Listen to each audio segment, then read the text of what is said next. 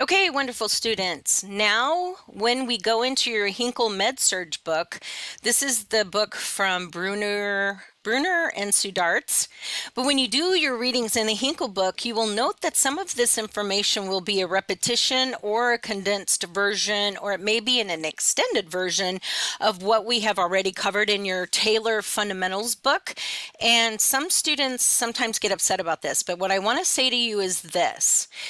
The reason that we do repetition and repeat concepts and information time and time again is because that is proven how you get that in your long-term memory and you won't forget it, right?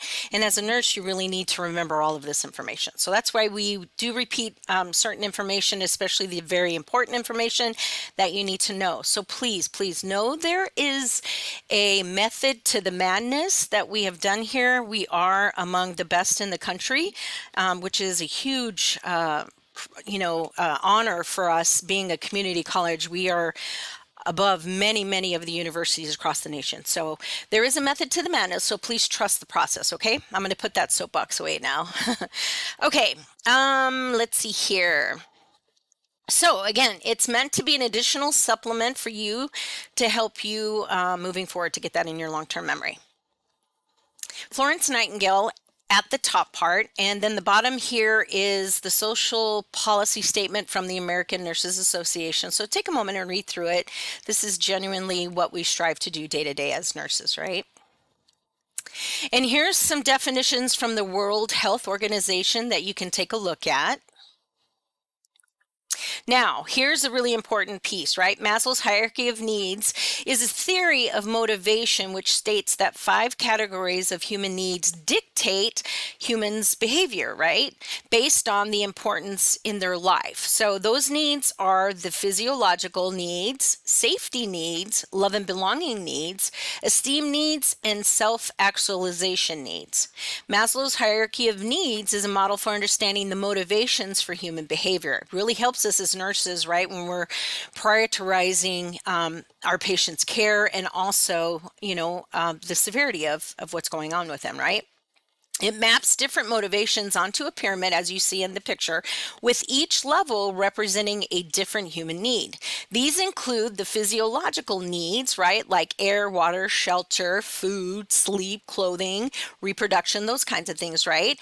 Then it moves on to safety, love and belonging, esteem, self-actualization, right? The significance of Maslow's hierarchy of needs in nursing care is to remind nurses that individuals' fundamental needs to be those fundamental needs have to be met before they can achieve any higher level needs, right?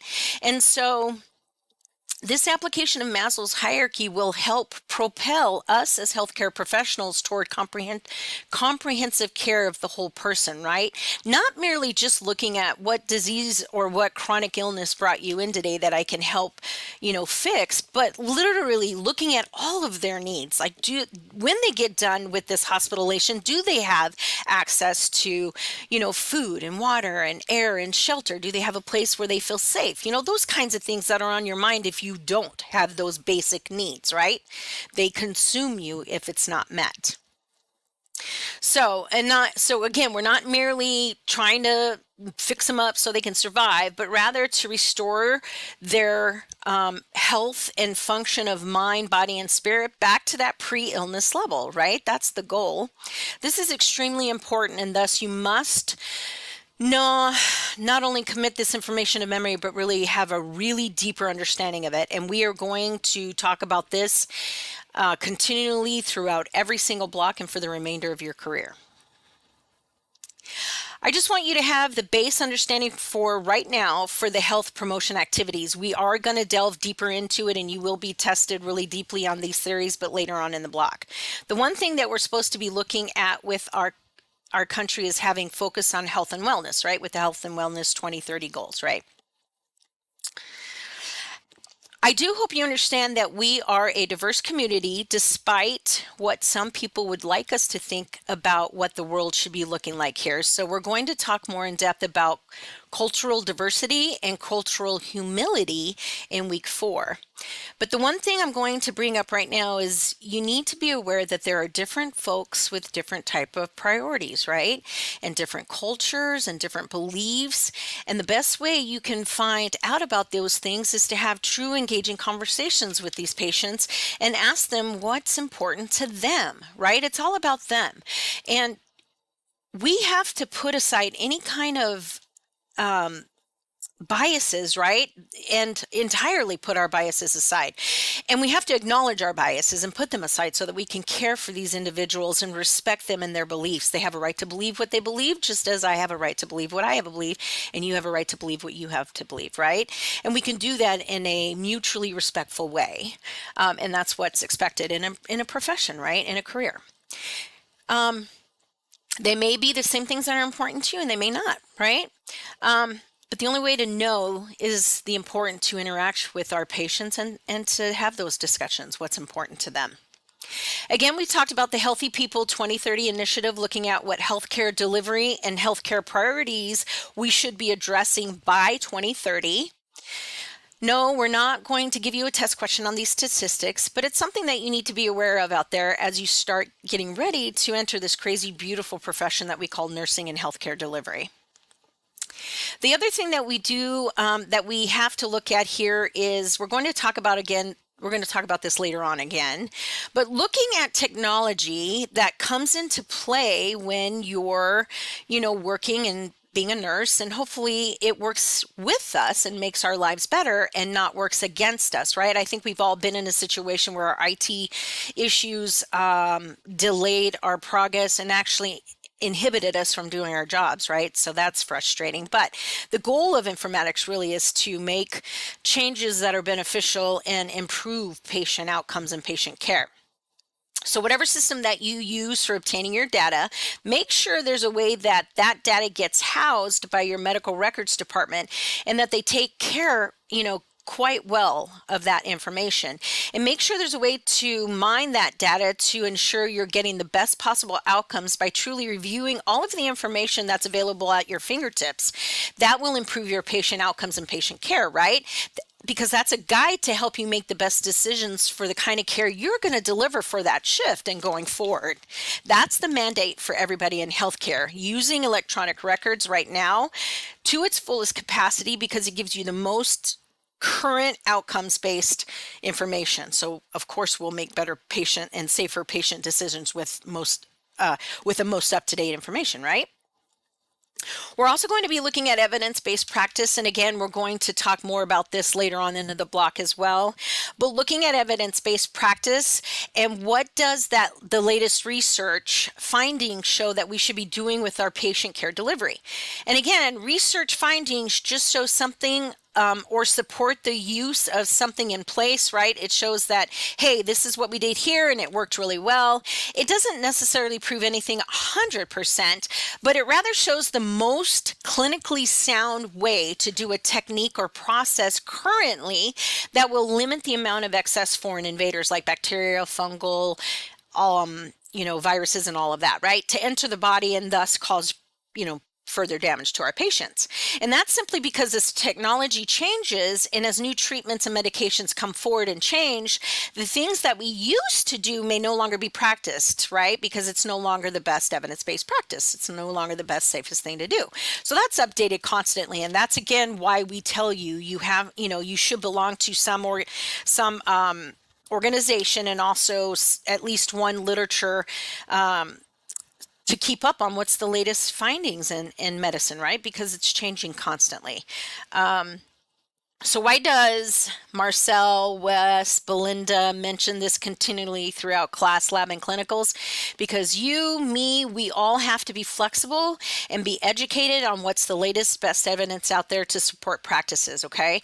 So one of the things you're going to have to do is you're going to have to read the professional journals out there again for nursing and healthcare delivery, and you're going to join those special organizations. I would highly recommend that you join, ANA or whatever large organization, and then specifically for whatever your specialty is. So like for me, hospice, I belong to a hospice, the hospice, like I said, HPNA, right? The Hospice Palliative Association. So You'll get access to those journals and the articles that they publish, and you've got to read, and be aware of what's happening in your area and practice, right? You also have to be very open to interprofessional collaboration because we're going to work with all kinds of people and that are going to be part of the patient care experiences. Nurses are the only ones, we're not the only ones at the bedside, right? We are the only ones that are truly at the bedside 24 hours a day, 7 days a week, along with the CNAs, right? But we're not the only ones, and we're not the most important, right? We're all equally have a piece of that pie. So having good interpersonal skills and good communication skills is key to your success, and therefore we're going to discuss this very, very thoroughly. We're going to test you. A lot of your test questions will come from uh, positive, proper communication skills, and you will be surprised that it's not as easy as one would think, right? But we're going to teach you all about those communication skills, the proper ones. Okay, so on this page, it just talks more about how you're going to have to be working together again with intercollaborating with the professionals. This is the collaborative practice domain, talks about working within the collaborative environment. All right, QSIN. So quality and safety education for nurses, or QSIN initiatives, are something you definitely need to know. Was developed to integrate quality and safety competencies into nursing education. So the 6 QSIN competencies include patient-centered care or person-centered care, teamwork and collaboration, safety, evidence-based practice, quality improvement, and informatics. The QSIN competencies can be and should be a framework for your nursing practice, right? The goal of the QSIN initiatives is to prepare future nurses with the knowledge, skills, and attitudes. So many times you'll hear Wes, Marcel, and I say, and Denise say KSAs, or knowledge, skills, and attitudes, right? So this is what QSIN is for. It's to prepare you, the future nurses, with the knowledge, skills, and attitudes needed to improve the quality and safety of our healthcare system, right? Historically, nursing education focused on knowledge and skill acquisition, right? So this is what the disease looks like, and this is the meds you're going to give, and this is how you do it. But really didn't address the attitudes and the value of the nurse. So this is now a critical component of all nursing accreditation programs throughout the country, and it's important that you understand this information. Whoops. Sorry about that. Oh my goodness. I am just bouncing all over the place here. Sorry, you guys probably just had a seizure bouncing back and forth from those slides. I apologize for that. Okay, back on track. Nursing practice in today's society mandates the use of high-level critical thinking skills within the nursing process. Critical thinking enhances your clinical decision, right? Helping to identify patients' needs earlier and to determine the best nursing actions that will assist the patient in meeting those different needs that they have, right? In critical thinking, the nurses still distinguish claims based on facts, right? So we're basing claims, conclusions, judgments, and opinions. We're going to gather all the facts that either support that or lead to some other determination, right? And then we come up with a new goal. So the assessment of the reliability of information is important stage of critical thinking, where the nurse needs to confirm the accuracy of this information by checking other evidence and informations, right? So critical thinking skills have been linked to improve patient outcomes, better quality patient care, and improved patient outcomes, right? So it is a fact. When you critically think, you're going to have better patient outcomes, right? So, while problem solving tends to focus on the identification and resolution of a problem, critical thinking involves asking skilled questions and critiquing solutions. And to effectively critically think through the situation, a nurse must do, selecting the best scientific evidence relevant to particular patients, a complex process that involves intuition to apply to the evidence that's being provided, right? So it's really an intricate process, and our process here at MCC to teach you how to critically think works. And I will tell you as a student, Don't be surprised if you get a little frustrated, but I want to tell you, try not to. Try to trust the process and know that in the end, you are going to be the best, most exceptional nurses.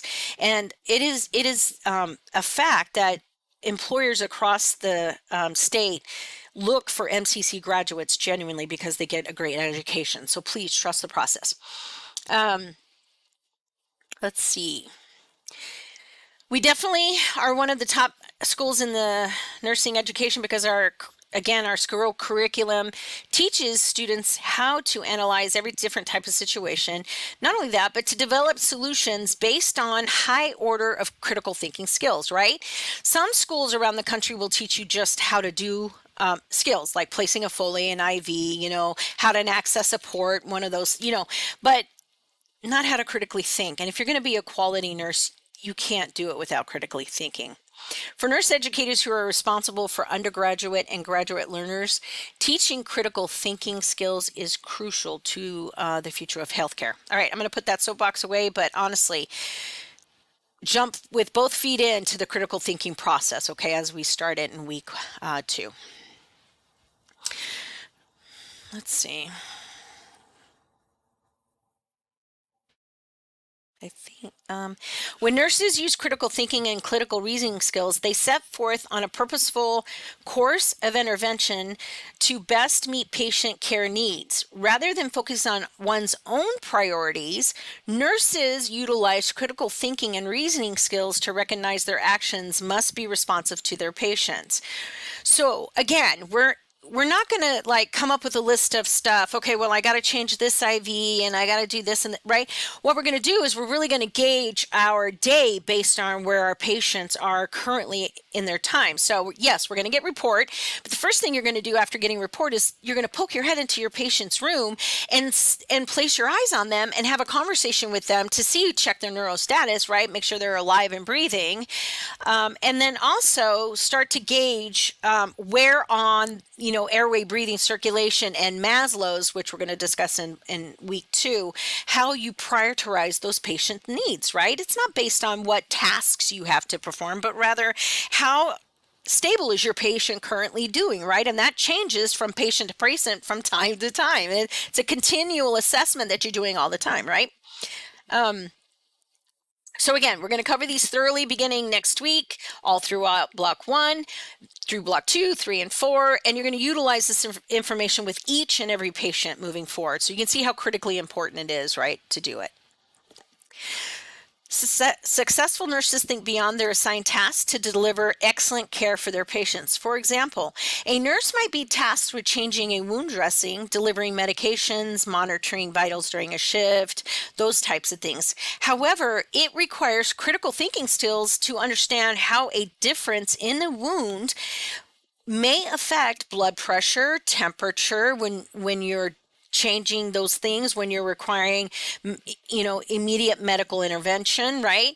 Nurses care for many patients during their shifts. Strong critical thinking skills are crucial when you're juggling various tasks, so so that patient safety and care are not compromised, right? So you're continually critically thinking and reprioritizing each of your patient's needs, right? So you're not able to just do a little checklist. That doesn't work.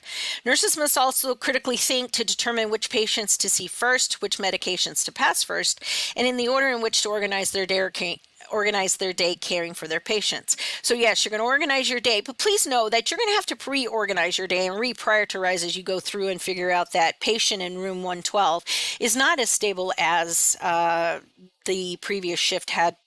It had shown that the patient was trending. Now they're not trending that way, and now they have bumped up to a priority. So you're going to reprioritize and remake your list, right? Organize your day in your afternoon, right? Patients' conditions and environments are continually changing, and therefore the nurses must continually change, right? I mean, it's what they say in Texas, tit for tat. If your environment's changing, then you got to be as flexible as your environment, right?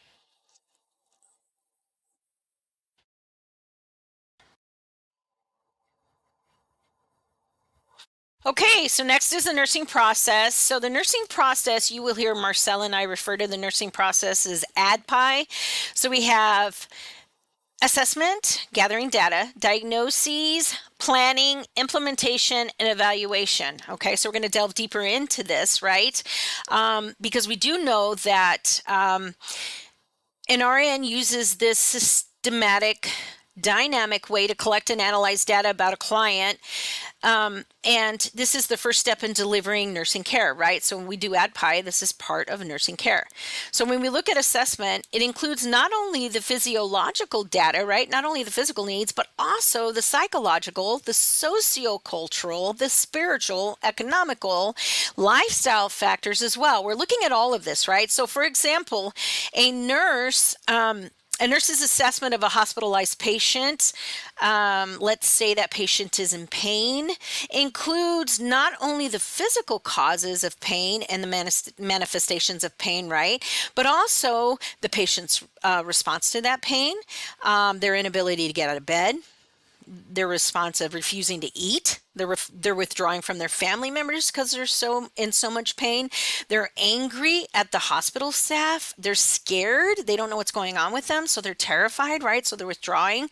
Or they may request more pain medication, right? Okay, next one is diagnoses. So the nursing diagnoses is the nurse's clinical judgment about the client's response to an actual problem, right? An actual healthcare problem, or even a potential healthcare problem or condition, right?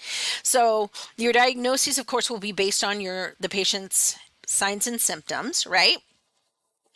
Again, so for example, the diagnoses with that previous example doesn't reflects not only that the patient's in pain, but that the pain has caused other problems like anxiety, poor nutrition, conflict within the family, and other potential problems, right?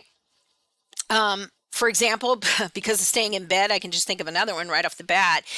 Sitting in bed causes your body to collect fluid in your lungs, right? And that can lead to respiratory infections, right? 'Cause what better environment for bacteria to grow in the lung than in a dark, warm environment where fluid's not supposed to be, right? That's why you're supposed to be up and walking around so that you get those fluids moving through and that you don't, get any blood clots and a ton of other reasons. So the diagnosis is the basis for the nurse's planning or plan of care, right? So the next stage is planning. So literally, what is the patient-centered goal to be achieved? What does the patient's goals need to be, right? So based on the assessment and diagnoses piece, the nurse sets measurable and achievable short and long-term goals for this patient that might include, for that previous example, moving from bed to chair at least 3 times a day, or maybe maintaining adequate nutrition by eating smaller, more frequent meals, or maybe resolving conflict with their family through counseling, or maybe managing that patient's pain through adequate medication management. So that's important. And then the assessment data, diagnoses, and goals are written in the patient's care plan so that nurses, as well as other healthcare professionals caring for the patient, have access to it and can see exactly what the plan of care is, right? Okay, the next phase is implementation. So what steps will be taken to achieve this goal? So our nursing care is implemented according to the care plan. So continuity of care for the patient during their hospitalization is done this way and through this, and also preparation for discharge needs to ensure that those are met as well, right? So care is documented thoroughly in the patient's medical record. And then the last and final stage is evaluation. Literally looking back and seeing, did the implementation work? And if not, what happened? Why did we not reach those goals, right? And we got to start with the patients with that evaluation. We got to go back to the patient and see exactly what the problem was, right? So both the patient status and the effectiveness of the nursing care must be continuously evaluated and the care plan modified as needed. And it's continually modified as you go along, right? Until it's met, and then you move on to the next one. Okay, again, I can't stress how important this is, the nursing process, right? And it consists of assessment, diagnosis, planning, implementation, and evaluation. The acronym MADPI is an easy way to remember the components of the nursing process, right? And the order that they're typically achieved in. And nurses need to learn how to apply the process step by step.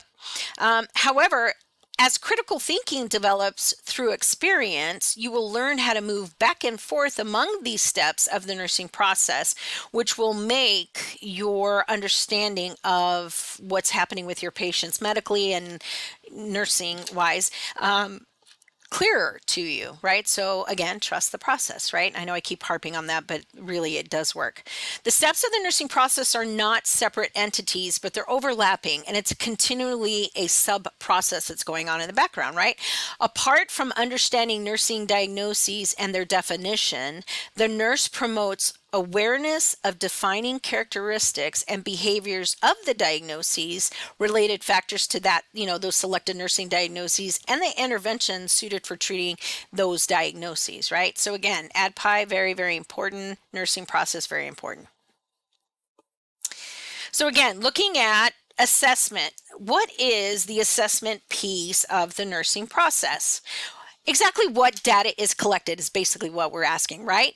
The first phase of the nursing process is assessment. It involves collecting, organizing, validating, and documenting the client's health status at that time.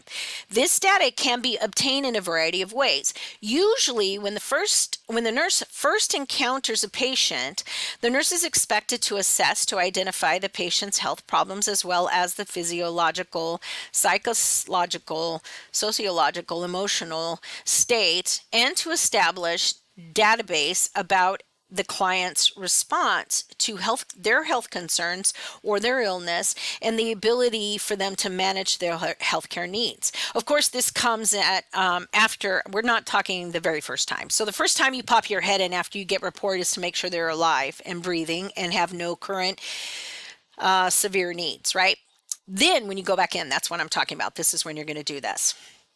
Okay, collecting data. So data collection is the process of gathering information regarding the patient's health status. The process must be systematic and continuous in collecting data to prevent the omission of important information concerning the client. I mean, even missing one key thing could really alter the care so drastically in some cases that it could be life-threatening. So it's very, very important that we're continually staying on top of this throughout our shift. The best way to collect data is through head-to-toe assessments, right? And I can't stress how critically important your assessments are.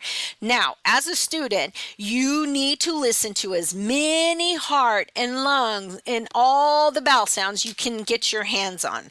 Every student, every family member, whatever you can do to listen, right? Because the only way you're going to train your brain to recognize the difference between coarse crackles and fine crackles, or rhonchi, or any of the other things, right, is for you to continually practice that. So that's critically important, right? All right. Types of data. Data collection about a patient generally falls into either objective categories or subjective categories, but data can also be verbal and nonverbal. So for the most part, it'll be objective and subjective, but also nonverbal and verbal. So let's start with objective and data and signs. So objective data, we call that overt. It's very measurable, very tangible data, right? And it's via the senses such as sight, touch, smell, hearing. And so compared to an acceptable standard such as vital signs like intake and output, height or body temp, pulse, respiratory rate, blood pressure, vomiting, distended abdomen, presence of edema, lung sounds, and all those things, right? So again, it is objective, very overt, measurable, tangible data. This is always the stuff, objective data is the nurse's assessment of your patient. So, all of that definitive, obtainable, touch, hearing, smell, sight, all of those things, right? Okay, sorry, I digress. Subjective data is what your patient says, right?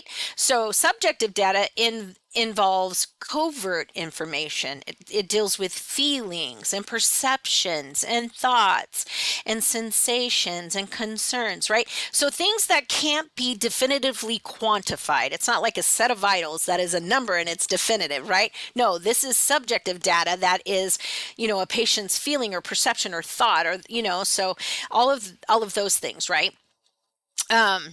And can only really be verified by the patient, right? So the patient's saying, for example, let me give you some good examples. I'm nauseous, right? You can't see the nausea, right? And some students have trouble with this one, pain. But when a patient tells you about their pain, whether it's, uh, you know, it's dull or it's deep or it's constant, intermittent, right?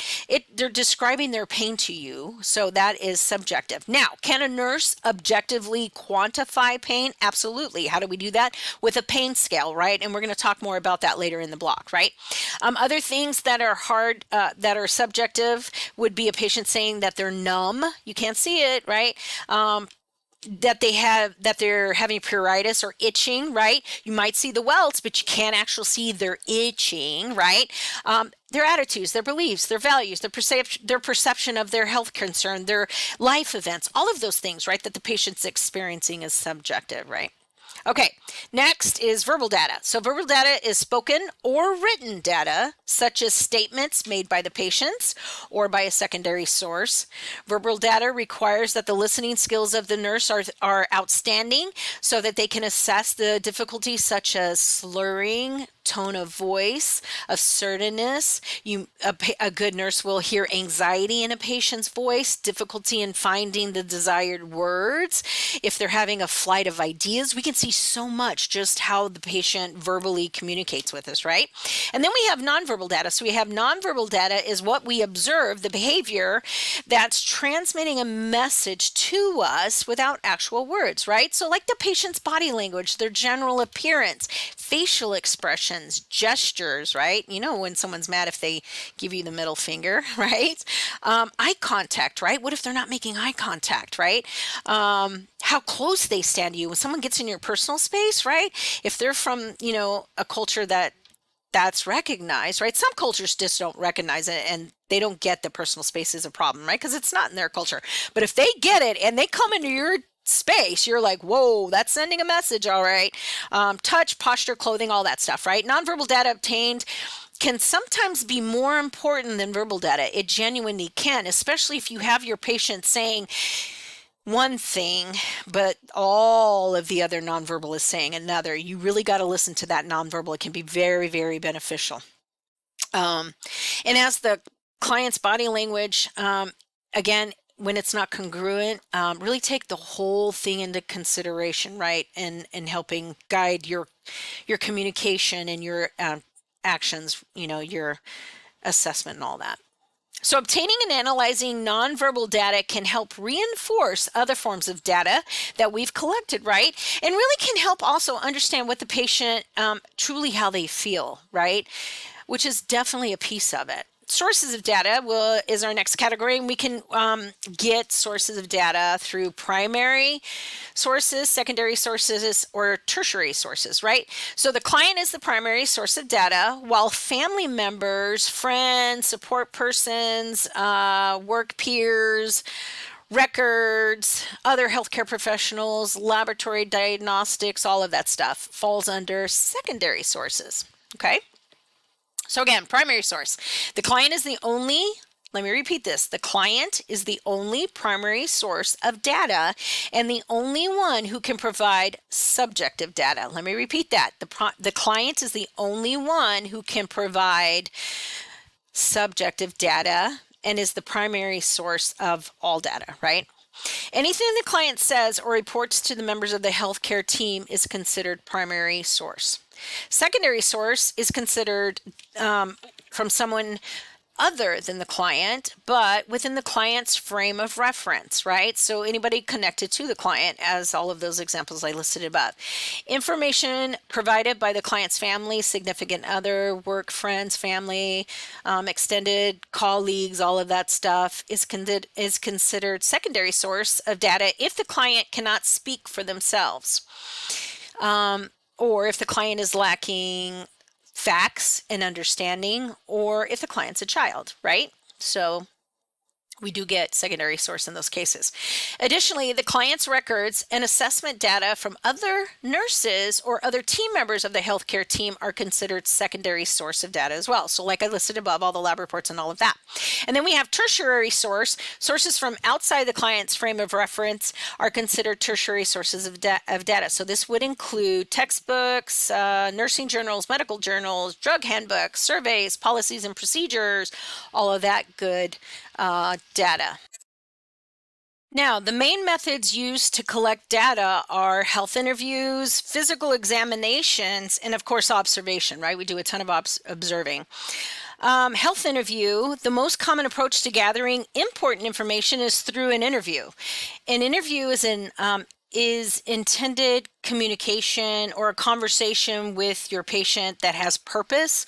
For example, to obtain or provide information. Maybe it's to identify problems that the patient's having, maybe evaluate a change that's occurring in their life and in their, chronic illness. Maybe to teach them something, right? Maybe they have a new drain, or maybe they have a new wound orders or something, right?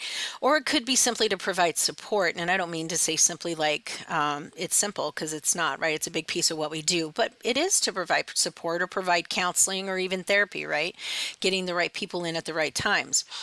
For example, one example of the interview is the nursing health history, which is a part of the nursing assessment, the admission assessment. So again, the nursing health history is part of the nursing admission assessment, right? And remember, an admission assessment has to be done by an RN, not an LPN, right? LPNs can reassess, but they cannot do any of the nursing process, the ADPI. But they're very good with a supportive role for going in and doing reassessing, re-education, all of that, right? But they're not the primary individual who's responsible for all of the nursing process or ADPI. Patient interaction is generally the heaviest during the assessment phase of the nursing process, right? It's when we spend the most time with them. And that's when we're building that rapport. And a rapport has to be established, or I should say must be established during the step if you're going to really generally provide quality, thorough care, right? That covers all of the needs and not just the physiological needs, right? Physical examinations. So aside from conducting interviews, nurses will perform physical examinations. I've already discussed how critically important they are, right? We will also look at referencing patients' health histories. We'll obtain patients' family histories. We may do a general observation and also gather assessment data. Establishing a good physical assessment would later on provide a more accurate diagnosis, right? More accurate planning, better interventions, and of course your evaluation and outcomes would be much better if your assessment data is better, right? All of it being much, much better and much better for patient outcomes. Observation is an assessment tool that depends on the use of the five senses. So again, we're looking at sight, touch, hearing, smell, and taste. We're doing this to learn information about the patient, right?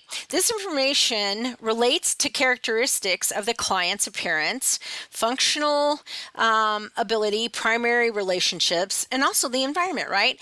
Although nurses observe mainly through sight, most of the senses are engaged during careful observation, such as smelling foul odors, hearing or auscultating lung and heart sounds, and feeling the pulse rate and other palpable skin deformations. So you will find, we'll teach you tricks like when you want one of your other senses to be sharper, then you make sure you're not utilizing the rest, right? So for example, if I want my touch to be sharper, then I will look away when I'm palpating a pulse, right? Because now without the eyes, I can feel the pulse better. Believe me, it works. Give it a shot, right? We'll practice it in lab.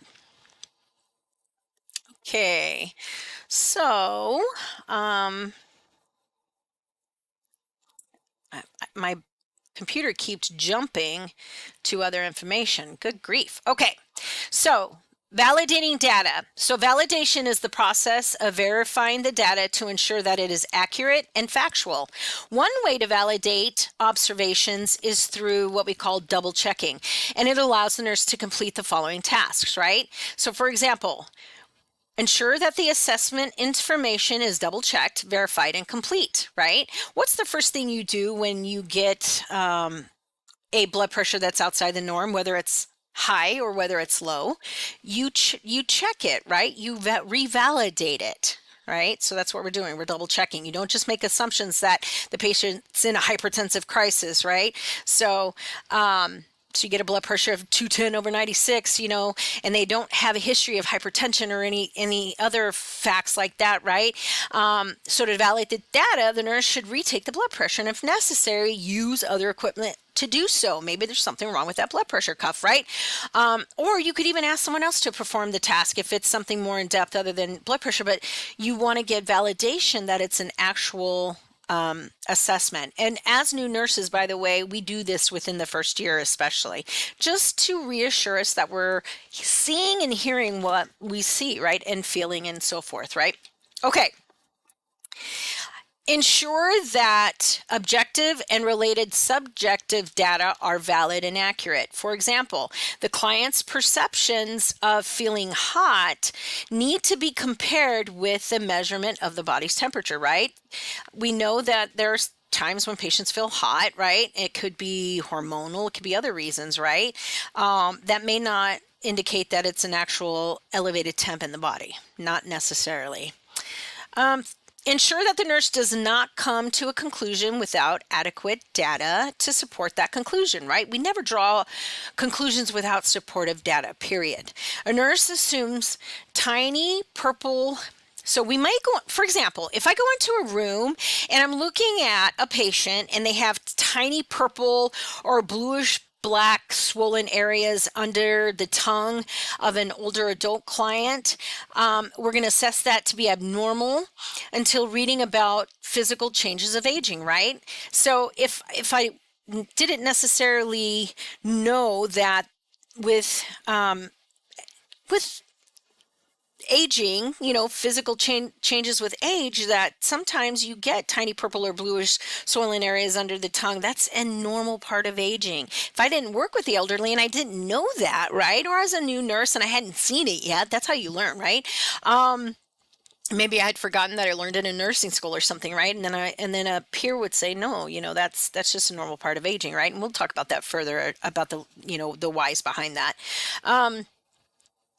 Ensuring that any ambiguous or vague statements are clarified. So it's our job to make sure that if a patient states ambiguous information or vague information, we're clarifying that. And trust me, it happens all the time, and you just need to be persistent and ask the right questions. Again, we're going to practice this in class and lab to get to the bottom of that vagueness, right, that's occurring there. So for example, an 86-year-old female client who is not a native English speaker says, I'm in pain on and off for 4 weeks. So I'm in pain on and off for 4 weeks. That would require verification for clarity, right? From a nurse by saying, can you describe what your pain is like now? Would you rate that, from 0 to 10? And exactly what do you mean by on and off? Did you have it daily? Was it intermittent? Like, you need to get real specific on these conversations. And again, if it's English as a second language learner, then it's not fair not to have an interpreter in there to have those conversations with the patient, right? And remember, family members don't speak medicine and should not be used as interpreters. So make sure that you're not doing that unless you're in a situation where you don't have any other, choice. Like I don't know what that would look like. We all have access to interpreters, so just make sure you're using it. Okay. There may be times when you acquire additional details. There may be some details that have been overlooked. For example, a nurse asking a 32-year-old client if he is allergic to any prescription or non-prescription medications, and what would happen if he took those medications, right? So don't forget about those things that can get overlooked, especially when you're, busy doing all the other pieces of your assessment and your head to toe and all of that, right? Just don't forget the basics, I guess. You got to be good at distinguishing between cues and inferences. So cues are subjective or objective data that can be directly observed by the nurse. That is, what the client says or what the nurse can see, hear, feel, smell, measure. You can see that, right? So that's cues, right? On the other hand, inferences are the nurse's interpretations or conclusions that we make based on those cues, right? So, for example, the nurse observes the cues that an incision is red, hot, and swollen, right? So we're seeing an incision that is red, hot, and swollen, right? It shouldn't be red, hot, and swollen. It should be well approximated, meaning the stitches come together. It lays nicely flat and it's beautiful. No redness, no swelling, right? So the cues are the red, hot, and swelling, and the inference I'm going to make is that that incision is infected, right? So that's the difference between those two. All right, documenting data. Once all of the information has been collected, data can be recorded and sorted, right? So excellent record keeping is fundamental so that all the data that is gathered is documented and explained in a way that it is accessible to the whole healthcare team and can be referenced during evaluation. Diagnoses. So 2, what is the problem? The second step of the nursing process is the diagnoses. The nurse will analyze all the gathered information and diagnose the client's conditions and needs, right? So diagnosing involves analyzing data, identifying health problems, risks, strengths, and then formulating a diagnostic statement about the patient's potential or actual health problem. More than one diagnosis is sometimes made for a single patient, right? So formulating a nursing diagnosis by employing clinical judgment assists in the planning and implementation of patient care. The types, components, processes, examples, and writing nursing diagnoses are all discussed more in detail in the guide that is attached in the notes here. So if you'd like to see it, you're more than welcome. We also will have much, much more on this, right? A nursing diagnosis is initiated by a nurse and describes a response to the medical diagnoses, okay? Now, one of the things you're going to have to be able to do that I want to warn you is a little challenging for students is being able to decipher between a nursing diagnosis and a medical diagnosis. We are going to test you on that, right?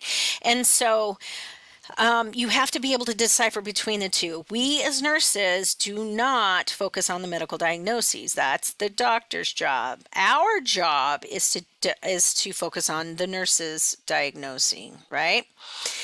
And again, students tend to have a difficult time with this in the beginning, but guess what? With time and practice, they are pros by the mid block. So just trust the process and know that it's going to take some time and practice to discern between these two, right? And we'll be doing this immediately. I think it's in week 1, if not definitely in week 2. We're going to practice this a lot. And you will need to be able to do this with every single patient multiple times, right? It will become innate to who you are really as a nurse, right? So plan for this process to take some time, but again, give yourself some grace. It's a learning process. Thinking like a nurse is nothing like one has ever done, right? And so give yourself some grace. Medical diagnoses, on the other hand, deals with the disease or medical condition, right?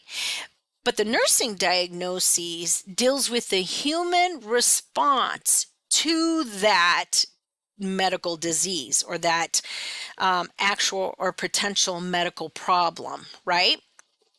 So there's the difference. We're worried about how it affects the patient and what we can do to improve those or outcomes or to minimize, the negatives to that exacerbation of their chronic illness per se.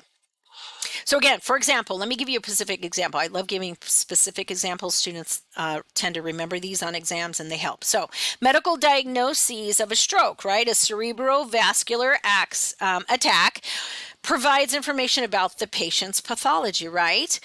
The complementary nursing diagnoses for somebody who has a CVA or stroke would be impaired verbal communication, or it might be risk for falls, right? Because they're weak on one side, or it might be interrupted family processes because the patient is struggling with the fact that they're no longer the caregiver for the family and now they're struggling with that, right?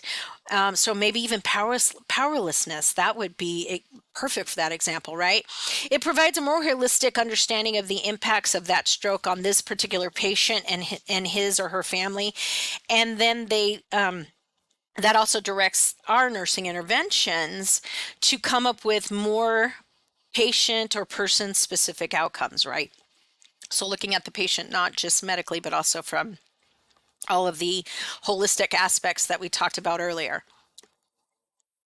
Planning. So how do we manage the problem? So planning is the third step of the nursing process. It provides directions for nursing interventions. So, excuse me. So when the nurse or any supervising medical staff and the patient agree on the diagnoses, the nurse will plan a course of treatment that takes into account short and long-term goals. Each problem is committed to a clear, measurable goal for the expected benefit outcome, right? So we come up with very clear goals with purposeful outcomes. The planning phase is where goals and outcomes are formulated that directly impact patient care based on the best evidence-based practice guidelines that we're currently practicing with, right? These patient-specific goals and the attainment of such will assist in ensuring that the patient has a positive outcome, right? Nursing care plans are essential in this phase of goal setting. Therefore, we're going to be doing a care plan every week of clinicals. Well, 5 of the 6 weeks we'll be doing care plans, right? They're critically important, and you do need to spend the time and energy into learning how to do them appropriately, because that's going to cement the concepts and the whole process, what we do in our careers and with every patient, into your permanent memory, right? Care plans provide a course of direction for personalized care tailored to that individual unique needs, right? Overall condition and comorbid conditions play a role in the construction of your care plans, right? So care plans enhance communication, documentation, reimbursement, continuity of care. It just helps ensure that the patient's care is 100% at all times. Planning starts with the first client contact and resumes until the nurse-client relationship ends, right? So upon admission and until discharge, preferably when the client is discharged from the hospital, right? Initial planning is done by the nurse who conducts the admission assessment. Again, that needs to be an RN. Usually the same nurse would be the one to create the initial comprehensive plan of care, again, an RN. Ongoing planning is done by all the nurses who work with the client. As a nurse obtains new information and evaluates the client's responses to care, they can individualize the initial plan of care further. And an ongoing care plan also occurs at the beginning of the shift, again by an RN. Ongoing planning allows the nurse to determine the client's healthcare status, whether that has changed or it has improved, setting priorities for the client for our shift, deciding which problem to focus on during the shift, right? And there is a algorithm for determining which patient is most critical, right? So we start with airway, then next is breathing, next is circulation, and then we have Maslow's hierarchy of needs, right? And we're gonna do care based on those things, right? Coordinating with nurses to ensure that more than one problem can be addressed at each client contact. And of course, discharge planning is the process of anticipating and planning for needs after discharge. To provide continuity of care, nurses need to accomplish the following, right? So you're going to start discharge planning for your patients on day 1 of admission.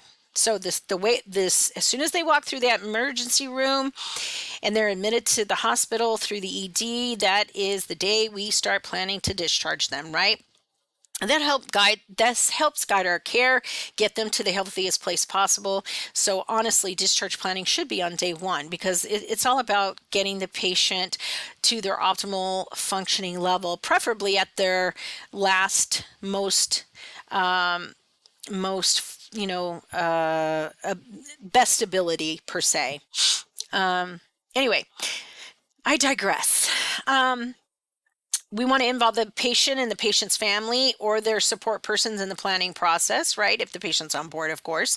Collaborate, obviously, with other healthcare professionals as needed to ensure that the psychosocial, cultural, spiritual needs are met. So we're going to reach out to social workers, chaplains, right? All kinds of people to help come up with this discharge plan and coming up with their plan of care, right? So developing their nursing plan of care. It's a formal process that correctly identifies the patient's current existing needs and recognizes potential needs or risks. Care plans provide communication among nurses, their patients, and other healthcare providers to achieve the healthcare outcomes that the patient wants, why they're there, right? Without the nursing care plan, without that process, the quality and consistency of patient care would be lost. It genuinely would, right? Because we would all be practicing with our own thoughts and beliefs, right? It wouldn't be organized in a fashion and it really wouldn't be based on best evidence-based practice, right? So it just makes sense to do that, right? And again, attached in your notes is the planning step of the nursing process, if you'd like to see the document. Okay, implementation phase of the nursing process is when the nurse puts the treatment plan into effect, right? It involves the action or doing and the actual carrying out of your nursing interventions outlined in the plan of care. This typically begins with the medical staff conducting any needed medical interventions. Intervention should be specific to each patient and focused on achievable outcomes, right? It's not helpful to have non-achievable outcomes because you're never going to get there. Actions associated with a nursing care plan include monitoring the patient for signs of change or improvement, directly caring for the patient, or conducting important medical tasks such as medication administration, educating your patient, guiding your patient on further health management, maybe referring or contacting the patient for follow-up, right? A taxonomy of nursing interventions referred to as the Nursing Interventions Classification, or the NIC taxonomy, was developed by the Iowa Intervention Project, right? And the nurse can look up a client's nursing diagnoses to see which nursing interventions are recommended, right? So thank God they did the work for us, right? So we will be passing this out, nursing interventions taxonomy. So it literally looks up, based on this nursing diagnoses, what interventions are recommended. I shouldn't say we're passing it out, but you'll have access to resources that have this information in it, right? And then we have the NIC system, or the Nursing Intervention Classification System. It's more than 550 nursing intervention labels that nurses can use to provide the proper care to their patients, right? These interventions are categorized into 7 fields or classes of interventions according to the Nursing Interventions Classification System. And there are some really good NIC books out there that have great care plans in them for each type of illness that a nurse would come across if you want. And I wouldn't invest in a new book. What I would do rather is go, purchase books from, book companies that are going to give you a deal on it, right? And not charge you an arm and a leg. And we do have those companies. So ask us in class. We'll give you the names. I just can't think of them right now. I was trying to stall so I could come up with it, but I couldn't. So sorry about that. Ask me in class. Remind me, I'll tell you. And then we have the behavioral nursing interventions, right? So these interventions are designed to help patients change their behavior, right? So with behavior interventions, in contrast, patients' behavior is the key and the goal is to modify it, right? So for example, the following measures are examples would be like, maybe encouraging stress and relaxation techniques, or maybe even providing support to quit smoking, or engaging your patient in some form of physical activity like walking, or reducing a patient's anger or anxiety or hostility, right? There's a lot, right? But it's to modify that behavior, right? Next is community nursing interventions. So these interventions refer to the community-wide approach to healthy behavior change, right? So instead of focusing on mainly on the individual as a change agent, community intervention focuses and recognizes that a host of other factors that contribute to an individual's capacity to achieve optimal health is reliant on the community as a whole. So, for example, implementing educational programs for first time mothers might be an example, or maybe even providing diet and physical activities, or maybe even initiating HIV awareness and violence prevention programs, or maybe organizing a fund, raise money for breast cancer research, or something along those lines, right? Okay, next is the family nursing interventions. These are interventions that influence a patient's entire family, right? So when implementing a family-centered approach, it helps to reduce the threat of illness spreading when one family member is diagnosed with a communicable disease, right? Something that's contagious. So um, maybe maybe it would be educating family members about how to care for a patient, right? Or providing, um, you know, and then we have our health system nursing interventions. These are interventions that are designed to maintain a safe medical staff for all patients and staff. So obviously following procedures to reduce risk of infection, right? So disposing of needles, for example, so we don't poke our patients, right? Ensuring that patients' environments are safe and comfortable. So Q2-hour position changes on your patient to avoid pressure ulcers, those kinds of things. We have psychological nursing interventions. These are interventions related to the patient's physical health to make sure that any physical needs are being met and that the patient is healthy condition. So when we say physiological, we mean their physical needs, right? Nursing interventions might be, basic physical health, hands-on procedures like feeding to hygiene assistance, all of those things, right? It could be complex also. So complex physiological needs might be like insertion of an IV line to administer fluids to a dehydrated patient, right? So it can vary from really complex things to, simple things to more complex things. Safety nursing interventions are there to maintain a patient's safety and prevent injury. So, for example, educating a patient about how to call for assistance using the call light and not trying to get out of bed and fall, or providing proper instructions on how to use walkers, canes, bedside commode, shower, chairs, all those things safely. That's why we test you on that information, right? So, then the next is skills that we use in implementing our nursing care. So when we implement our nursing care, nurses use cognitive, interpersonal, and technical skills to perform our care plan successfully. When looking at cognitive skills, we're talking about they're also known as intellectual skills, right?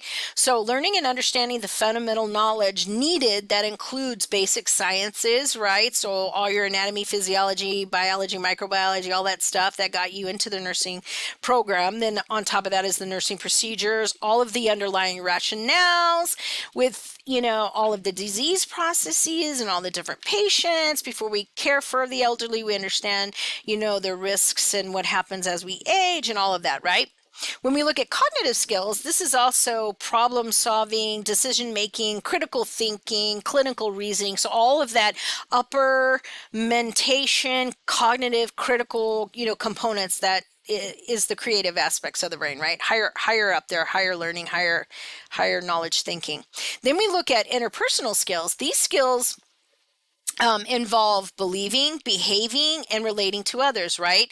The effectiveness of a nursing action usually leans mainly on the nurse's ability to communicate with the patient effectively, as well as communicating effectively with the other healthcare team members. So your interpersonal skills and communication skills are critical to the success of your patient, right?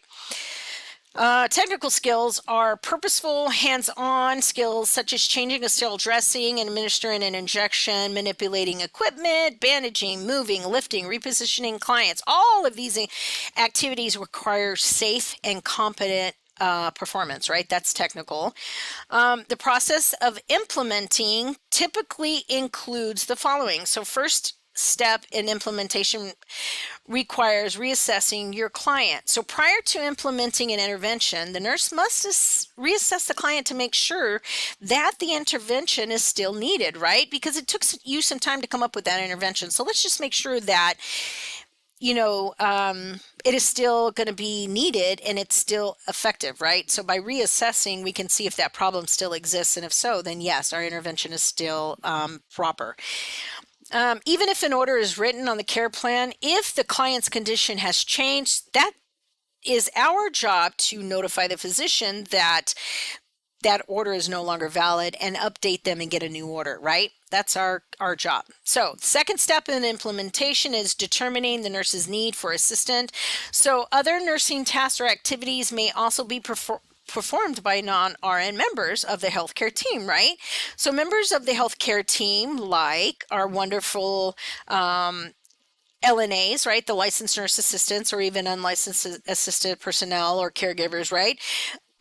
As well as other licensed healthcare workers such as LPNs and LVNs and other professionals, right? We need their assistance when implementing some nursing interventions, right? For example, such as ambulating an unsteady obese patient. Of course, they'll help us with that, right? Or even repositioning a client, or when a nurse is in an unfamiliar model, or maybe they haven't dealt with that traction in a long time, that traction equipment, right? And you need assistance. Okay, well, that's fine, right? That's what the healthcare team is there for. So remember that.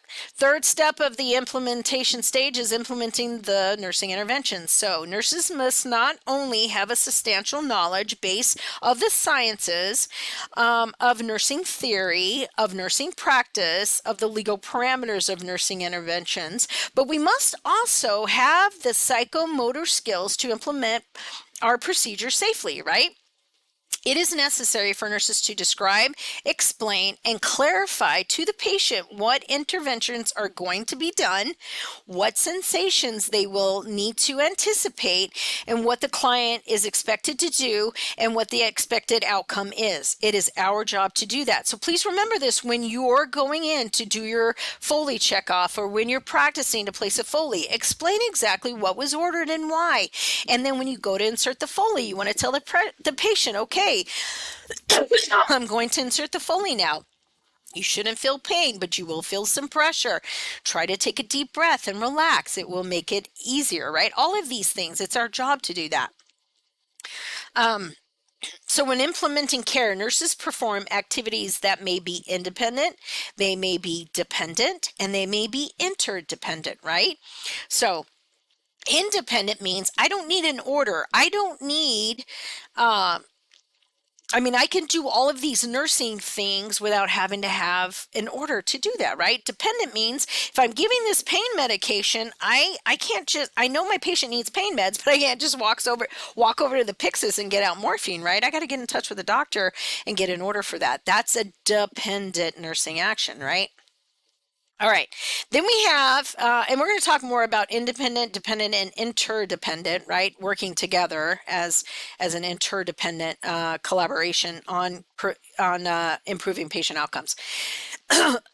Nursing intervention categories are grouped in. We group them into three categories according to the role of the healthcare professional involved in that patient's care. So, first of all, we have the registered nurse, right? And this individual is ultimately responsible for all, the direction of the patient's care, right? So they can perform independent interventions on their own without the help or assistance from any other medical person, such as routine nurse tasks, such as checking vital signs, educating a patient on the importance of their medication and how they administer it as the doctor's order, right? And then we have dependent nursing interventions, where a nurse again cannot initiate dependent interventions alone. We either need guidance or supervision from a physician or another medical profession. So it might be prescribing new meds, like we mentioned, or it could be inserting and removing a urinary catheter. Maybe it's providing diet. Maybe it's implementing wound or bladder irrigations, right? We need to have conversations about what with providers or other healthcare professionals so we know exactly how they want that done, right? And then interdependent nursing interventions, again, excuse me, a nurse performs as part of a collaborative or interdependent interventions other team members across disciplines. So, like for example, post surgery, the patient's recovery plan may include medications from a physician, feeding assistance from a nurse, treatment by a physical therapist. You're going to have occupational therapy coming up as well, right? So you have all these interdependent collaboration, right? The physician may prescribe a specific diet to a patient, right? The nurse includes diet counseling in the patient's care plan. To aid the patient even more, the nurse enlists the help of the dietitian that is available in the facility. And we should always, always do this for our patients, especially if it's a special diet, right? Um, Let's see. It is the RN's job to supervise whatever care we delegate to our LPNs, CNAs, and other people that report through up to us, right? So delegating specific nursing intervention to other members of the nursing team is appropriate, right? As long as we are supervising that delegation, right? So consider the capabilities and limitations of the members of the nursing team and supervise the performance of the nursing interventions. Again, deciding whether delegation is indicated is another activity that arises during the nursing process, right?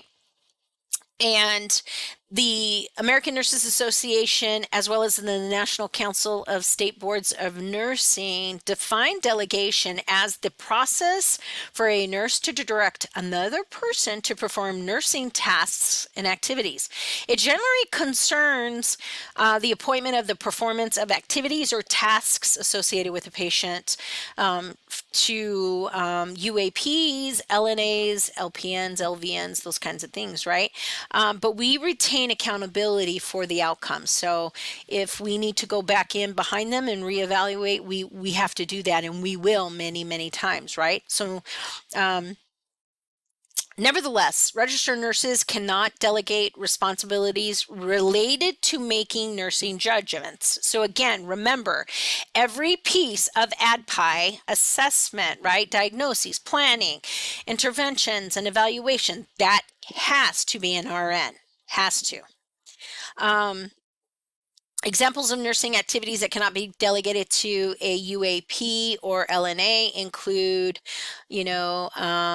assessment of the impact of interventions of care. So we're going to put these, you know, SCDs, sequential compression devices, on your legs to prevent DVTs, right? So you can have a CNA put those on, right? But they cannot evaluate whether or not it was effective, right? Now they may do that because they're critically thinking, but it's not their job. And if they tell us that they see something suspect, which of course they do and should, then it's our job to go in there and do the actual evaluation, right? Okay, lastly, documenting nursing activities. So we're going to record what has been done as well as the patient's responses. Always record the patient's responses to anything we do, the nursing interventions. We want to do that as precisely and concisely as we can. So many times I will literally quote what my patient says. Okay, evaluating. Did the plan work, right? So evaluation is the fifth step of the nursing process. It is the final stage of the nursing process, and it's very vital to a positive patient outcome. So once all nursing intervention actions have taken place, the team now learns what works and what doesn't work by evaluating what was done beforehand, right? And whether a healthcare provider intervenes or implements care, they must reassess or reevaluate to ensure that the desired outcome has been met. That is the thing, right? You're going to go back, excuse me, and reevaluate whether that has been accomplished. The possible patient outcomes are generally explained under three terms. The patient's condition has improved, the patient's condition has stabilized, or the patient condition has gotten worse, right? So those are usually the three outcomes. Steps in evaluation. So nursing evaluation includes step one. You're going to collect data. You're going to go back and collect data from the patient to see exactly, to try to figure out exactly why that goal wasn't met, right? You're going to compare the collected data with the desired outcomes, and you're going to analyze that, as well as analyzing the client's response to the nursing activities, right? Because maybe it wasn't met because the patient wasn't generally on board, but they didn't verbalize that when you were creating that plan of care. It could be a multitude of things, right? But that this investigation and evaluation will determine exactly what the cause was of the lack of achieving that intervention, right? And then we can come up with a whole new plan of care. So go back, figure out, was it a success or failure? If it was a failure, you want to learn why, and then we want to modify, or we want to terminate the current plan of care and then create and modify a new one, right? So again, collecting data. The nurse collects data so that the conclusions can be drawn about whether goals have been fulfilled. It is usually vital to collect both objective and subjective data. So not only what your patient says, but also the concrete, verifiable diagnostic data. It has to be, again, documented concisely and accurately to facilitate the next part of the evaluation process. Next is going to be comparing the data with the desired outcomes. So looking at the documented goals and objectives of the nursing plan care becomes the standards or criteria by which we measure the client's progress. So again, whether the desired outcome was met, partially met, or not met at all, right? So they could have met it completely, partially, or we just missed the mark and it was not met. Or maybe, again, it was due to, they weren't on board with the plan. The goal was met when the client's response is the same as the desired outcome. The goal was partially met when either a short-term outcome was achieved, but the long-term goal was not, or the desired goal was incompletely attained. So the goal was not, and then the goal was not met, it just wasn't met, right? Next is analyzing client's response to relating to nursing activities. It's also very important to determine whether the nursing activities had any relation to the outcomes, whether it was successful, accomplished or not, right? So we need to really analyze, was the goal met due to what we did, right? That's always a factor. And then, of course, next step is identifying those factors that either contribute to the success of the patient or the failure, right? So it's required to collect more data to confirm if the plan was, in fact, success or a failure, right? And again, different factors may contribute to the achievement or failure of those goals. For example, the client's family may or may not be supportive, or the client may be cooperative or uncooperative to support the activities, right? So either one, once they leave the hospital, if neither the patient or the family are on board, that's going to be problematic, right? And that may result in a bounce back to the hospital when the patient declines further. Continuing, modifying, or terminating the nursing plan care is next. So again, the nursing process is dynamic and cyclical. So we look at if the goals were not met, the nursing process begins again from the very first step, and reassessment and modification maybe continually need to be going on to keep the patient current and relevant depending upon your patient's overall general condition, right? So the plan of care may be adjusted based on new assessment data. And this is continually going on all the time, right? So problems may arise or change accordingly. And as clients complete their goals, new goals will be set, right? We always have to have multiple goals in place. If the client's goals remain unmet, then we as the RNs must evaluate the reasons these goals are not met or achieved, and then revise the nursing plan of care so that it is achievable, right? It's not helpful if it's not achievable. Finally, discharge planning is the process of transitioning a patient from one level of care to the next, right? So they're in the hospital at this level of care, which is 24 hours a day, right? And now we're transitioning home. So we're bumping your level up where you're now more independent going home. Or even you could be going to a SNF. Let's say you broke your hip and you're, older and you need a little bit of rehab. Still bumping up your level of care from an acute setting now to a skilled nursing facility, right? So that's discharge. So the main purpose of discharge plan is to improve the client's quality of life by ensuring the continuity of care once they leave the hospital and go to home or SNF or wherever it is they go, right? So that that continuity of care can be carried on in the home setting, in the skilled nursing facility, if a home health nurse comes in, or even if there's the families taking care of for the patient, right? Still helps with continuity of care with them. Excuse me. The American Nurses Association defines morality as your personal values, character, or conduct of individuals or groups within communities and societies, right? Ethics is the formal study of morality, right? And comes from a wide range of perspectives, right? So ethics really delves into a wide range of people's perspectives on what morality is, right?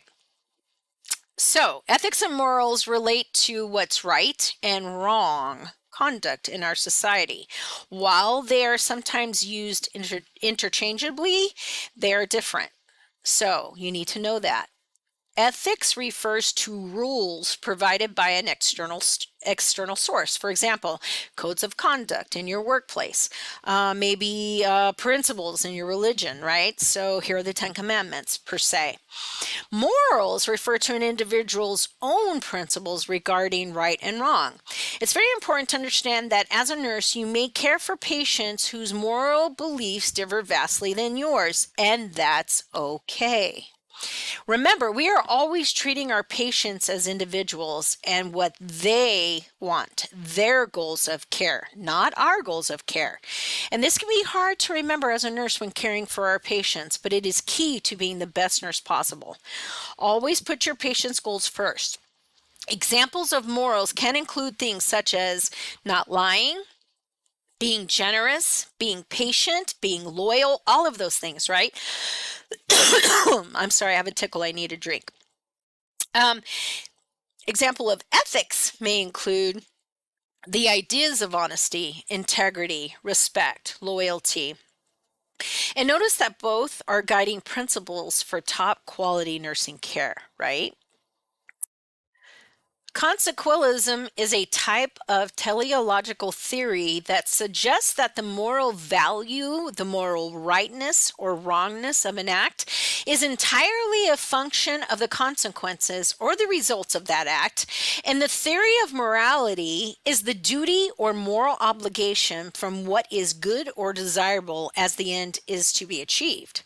Deontological theories have been termed formalistic because their central principle lies in the conformity of an action to some rule or law, right? So they're just conforming to it because it's a law. The first great philosopher to define deontological principle was Immanuel Kant, the 18th century German founder of critical philosophy. Kant's deontological philosophy stemmed from his belief that humans possess the ability to reason and understand universal moral laws, and they can apply that in all situations, right?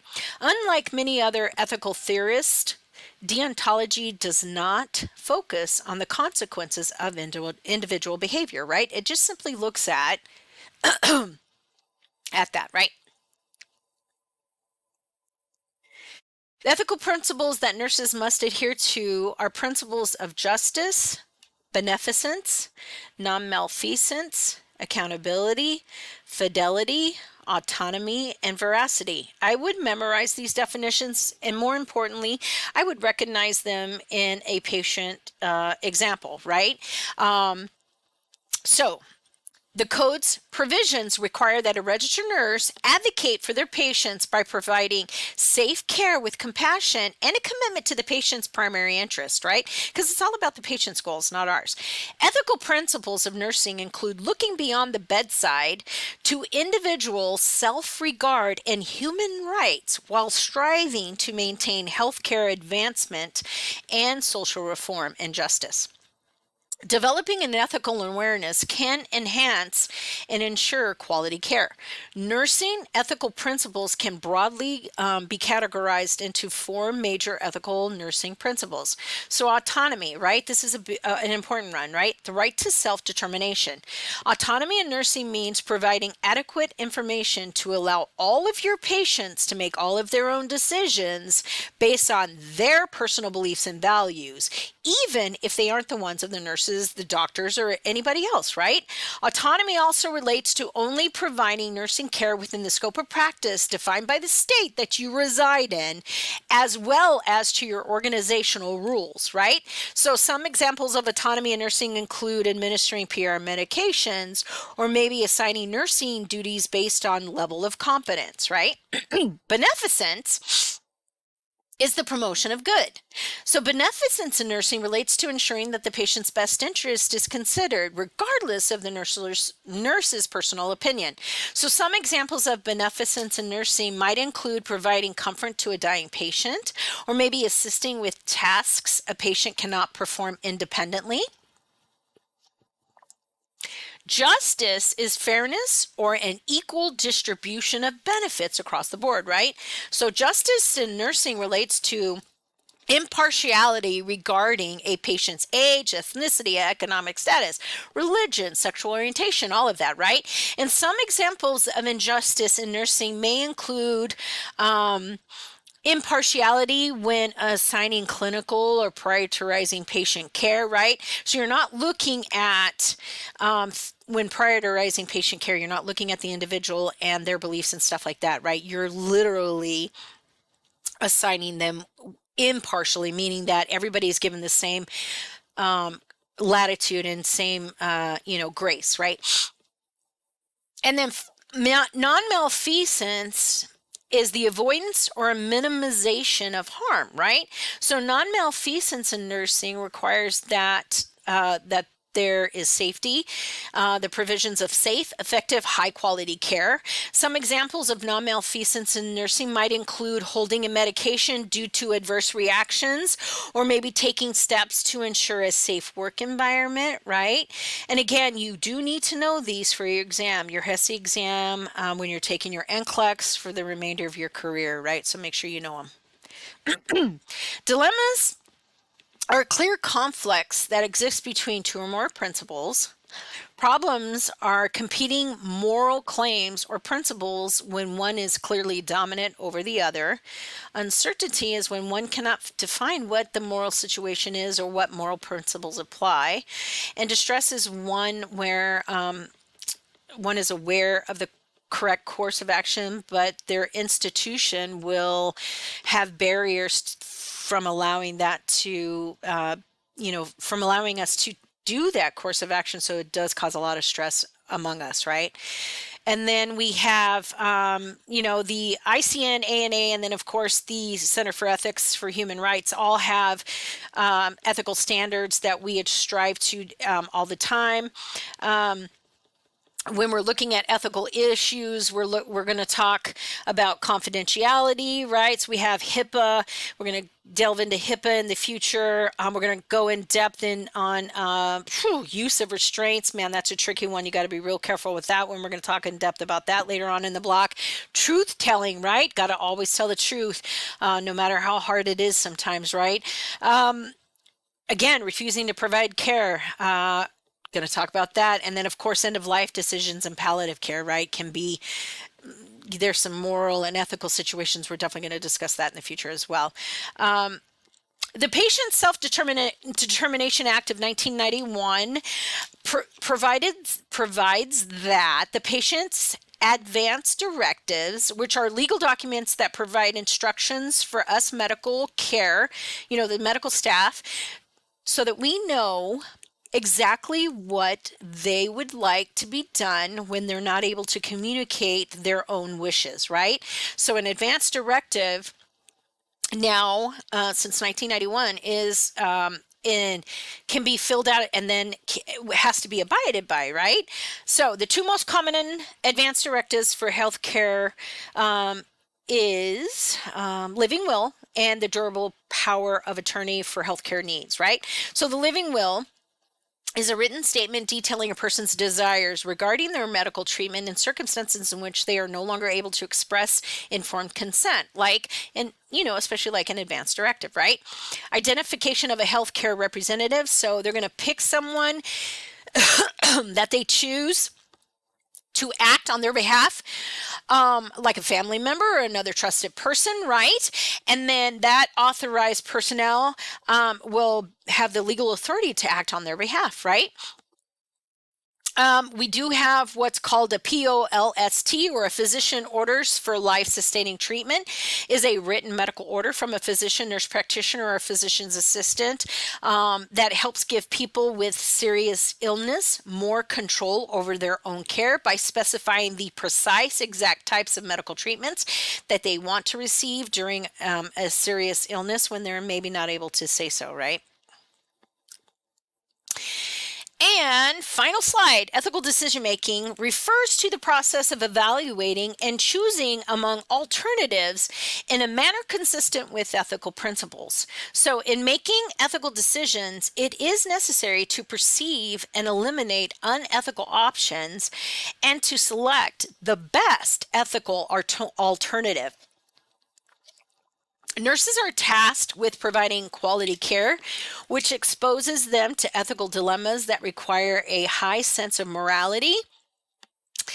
And when making, high sense of morality when making these decisions. So nonetheless, nurses are expected to showcase actions and decision making that are highly based on moral principles. So ethical decision making in nursing refers to the framework that that nurses use in making informed decisions while evaluating the impact of their actions, right?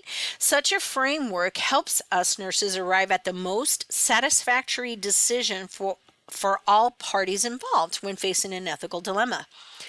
All right, you guys, this is the end of the Hinkle chapter on professional nursing.